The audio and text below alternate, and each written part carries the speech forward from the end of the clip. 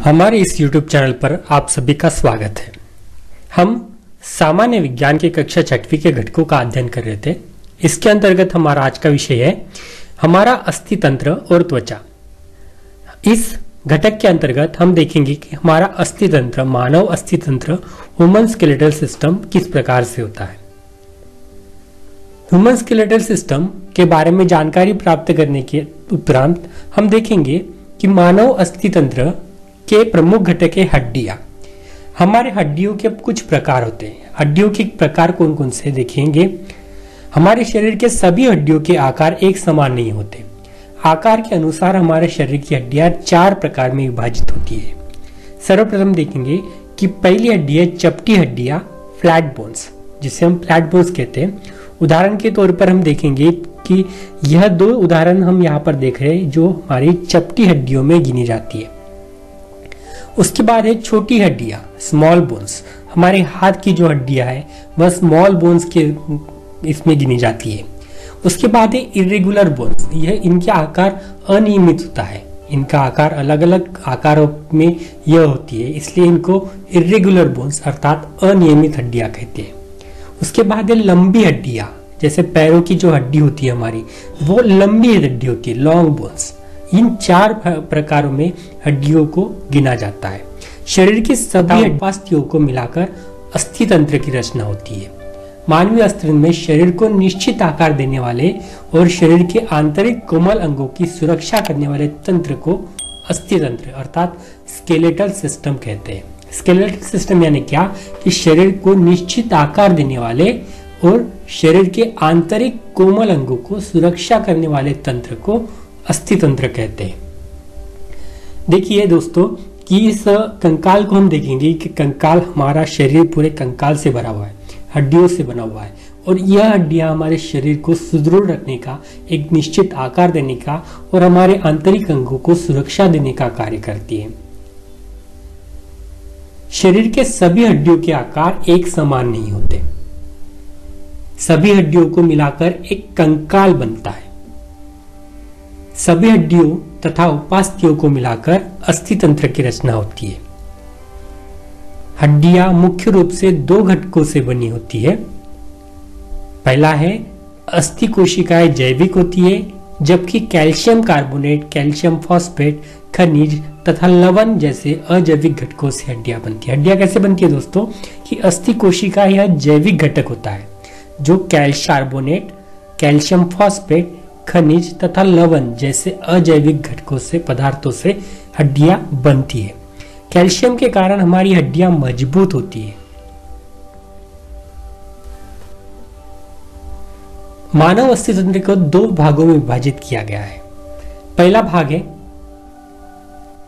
देखिए दोस्तों, पहला भाग है अक्षीय कंकाल यानी एक सीधी एक्सियल स्केलेटन। अब देखिए एक अक्ष, अगर एक स्केलेटन को एक अक्ष के रूप में विभाजित करेंगे तो देखिए कि अक्षीय स्केलेटन यानी अक्षीय कंकाल, एक्सियल स्केलेटन में कौन कौन से भाग आती है। देखो इसमें कटोरी, करोटी, मेरुदंड, वक्षपंजर का समावेश होता है। यह सभी शरीर के मध्य भाग में जाने वाली रेखा के चारों ओर मध्य भाग में होती है। चारों ओर मध्य भाग में होती है। जैसे देखिए हम इसको पॉइंटर की सहायता से देखने का प्रयास करेंगे दोस्तों।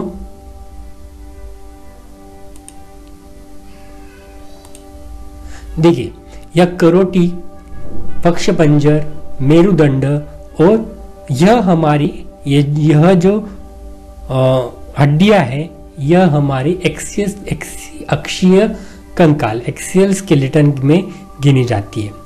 इसके बाद देखेंगे अगला प्रकार कौन सा है। अगला है उपांगी कंकाल अर्थात अपेंडिकुलर। इसमें कौन कौन सी हड्डियां पाई जाती है। तो इसमें उपांगी कंकाल में मध्य रेखा के दोनों ओर शेष हड्डियों के मेल से तैयार होता है। इसमें हाथों की हड्डियां और पैरों की हड्डियों का समावेश होता है। मानवीय अस्थितंत्र में अब देखेंगे अक्षीय कंकाल किसे कहते हैं, एक्सियल स्केलेटन किसे कहते हैं। अक्षीय कंकाल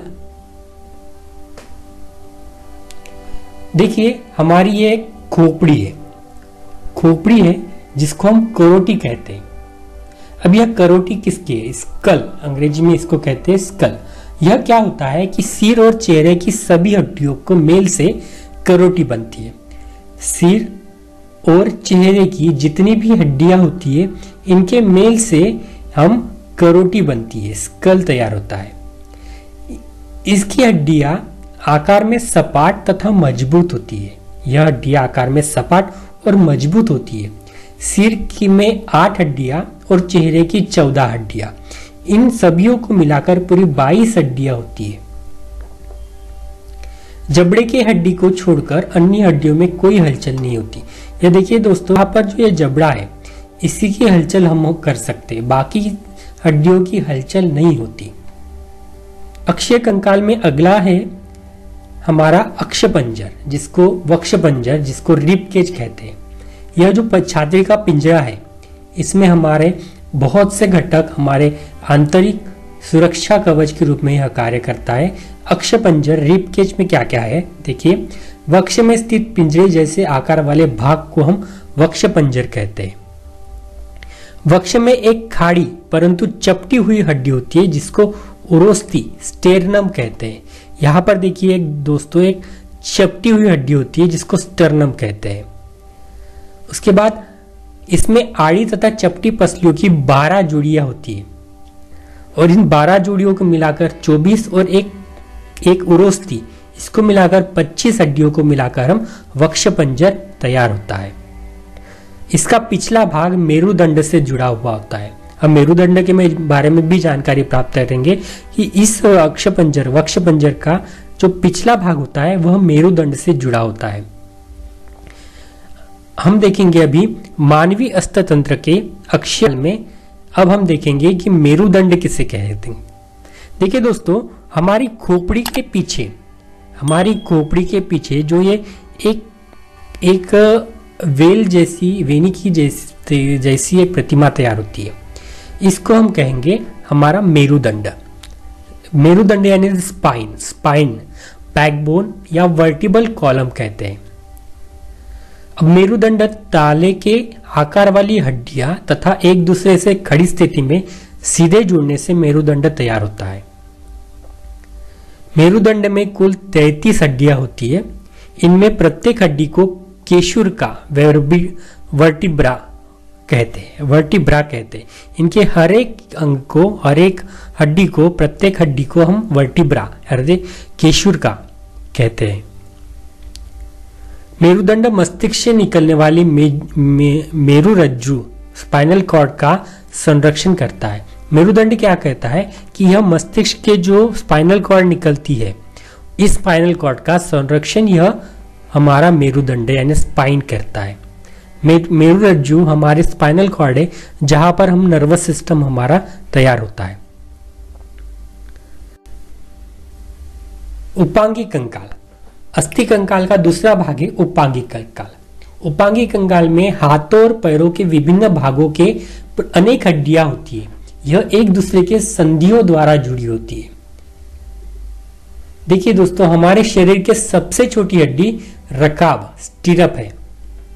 यह देखिए कान के अंदर जो एक हड्डी होती है, यह सबसे छोटी हड्डी है, स्टिरप है। और हमारे शरीर की सबसे लंबी और मजबूत हड्डी जांघ है। इसमें जंघास्थि फेरम कहते हैं। देखिए जांघ की जो हड्डी है यह सबसे बड़ी हड्डी है जिसको हम जंघास्थि फेरम कहते हैं। दोस्तों, मानव अस्थि तंत्र में 2 घटकों के बारे में हमने अध्ययन किया है, अक्षीय कंकाल और उपांगी कंकाल। अब हम अगले घटक में मानवीय अस्थि तंत्र का संधियों के बारे में जानकारी प्राप्त करेंगे। तब तक के लिए घर में रहिए।